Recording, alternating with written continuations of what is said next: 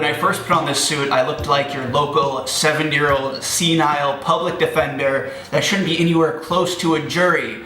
But when I saw it on the rack at Goodwill, it was nothing like that. It was this slim, beautiful, double-breasted coat, and then I pulled it out, and it was like I pulled it out from like 30 years ago, and suddenly it was this huge jacket that was gonna swallow me whole, and was too short, and maybe not too short, but it was this crazy old school, over-the-top jacket, and from what I saw when it was on the rack and what it could be, I decided to take it to my seamstress and see what she could do with it. It turned out incredible, kind of turning this $10 suit that I got at Goodwill with this beautiful houndstooth pattern, awesome color that's a little bit mature, a little bit elegant, but also depending on how you style it, like I always say, it could go in so many different ways. With that, this is part 2 of my huge Goodwill haul. I'm focusing in on that suit because it's the perfect example of the whole idea of a blank canvas, as well as experimenting in new territories,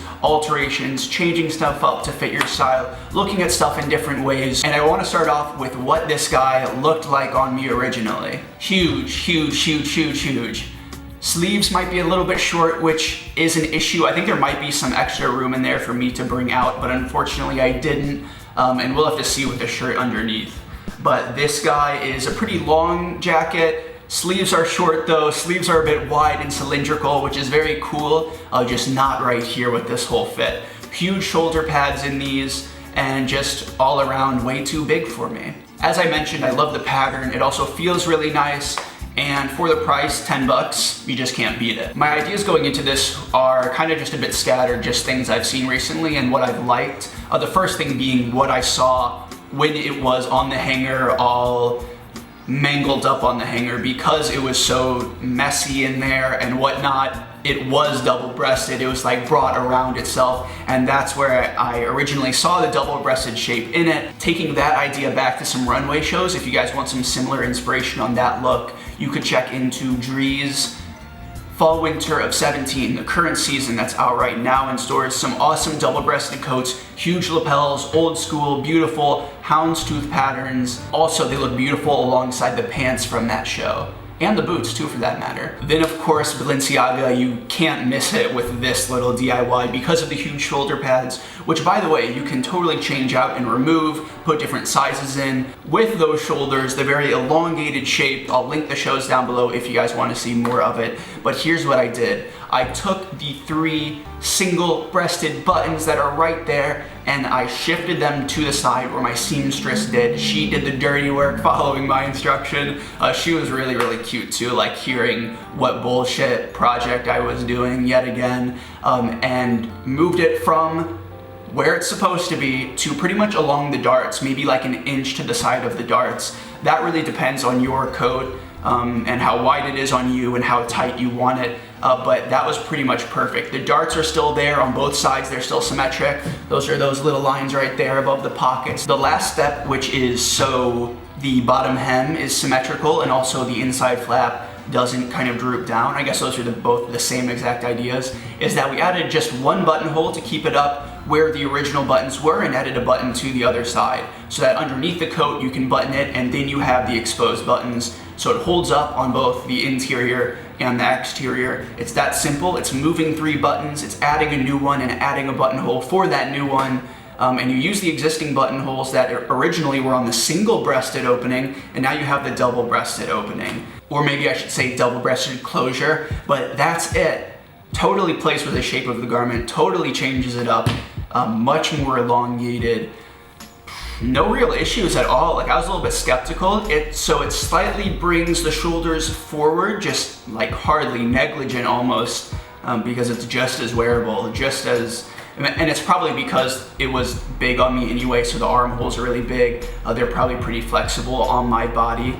But yeah, totally structure is fine. With this jacket in particular, before and after, it has that whole like you can't lift your fucking arms thing, which is just such bullshit when it comes to garment design. I hope none of my clothing ever ends up like that unless it's on purpose to make someone feel like controlled and whatnot. I think Jacques is a good example. Jacquemus, if you guys aren't familiar.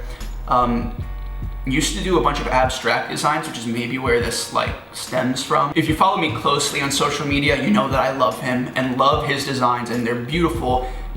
Oh, so powerful or empowering to the Jacquemus woman until she like puts on a lot of the garments. It just doesn't really add up. The past 2 seasons, France, south of France, the Jacquemus woman, very elegant, about the small towns in the south of France, which are fucking gorgeous. Kaylee and I were lucky enough to go there. But then you like put on the shirts, Kaylee is one of the shirts, but a lot of them, and the jackets as well, and you like can't raise your arms past here. It's just like so messed up to be creating these clothes that are supposed to be empowering women, or anyone for that matter, men too if it was a men's show, but it's not in this case. And then it like restricts her motion. So that's the issue with these right here, and honestly that's a problem with a lot of clothing design and fashion design. So that's just something I want to be conscious of in the future if I keep designing more clothes following Staatsballett and this upcoming collection. But yeah, that's a problem with this guy. Very, very restricting, but it's pretty funny at that. This jacket is, I think, a good example of finding something cheap, doing a really inexpensive and fun project. And I've discussed it before about your personal style and sort of like areas that you want to dress like yourself. For me, one of the issues was a professional setting, whether that's me currently in business school, networking events I have to go to, presentations I have to give, all of that bullshit, and not being able to wear something that represents me and makes me feel confident and whatnot. And I think this is a perfect example because it's like idiotic, it's elegant. It unfortunately don't have those pants that match, but hopefully it'll look good with my black pants and the pants that Kaylee and I are producing. I'll need to get some more pictures and footage of a full outfit for you later, but I thought this was a really, really fun project. And the jacket is just beautiful for finding it at Goodwill for that price, and I'm really glad that I saw it on the clothing rack all mangled up, because otherwise I might not have even thought of this. If you guys have any questions or comments or video topics you want me to discuss, hit me down in the comments below. Next up, I'm gonna show you everything I bought from Goodwill for me, for Kaylee, a lot of tops, a pair of shoes, and everything in between. That'll be a lot of fun, but I hope you guys could see this video and take some inspiration into experimenting via secondhand, saving some money via secondhand, doing some fun projects with your friends, with yourself, like when you're bored, it's that sort of thing. Thank you guys for hanging out today. Until next time, everyone do me one last favor. Have a good day for me, guys. I'll see you in the next video. Peace out.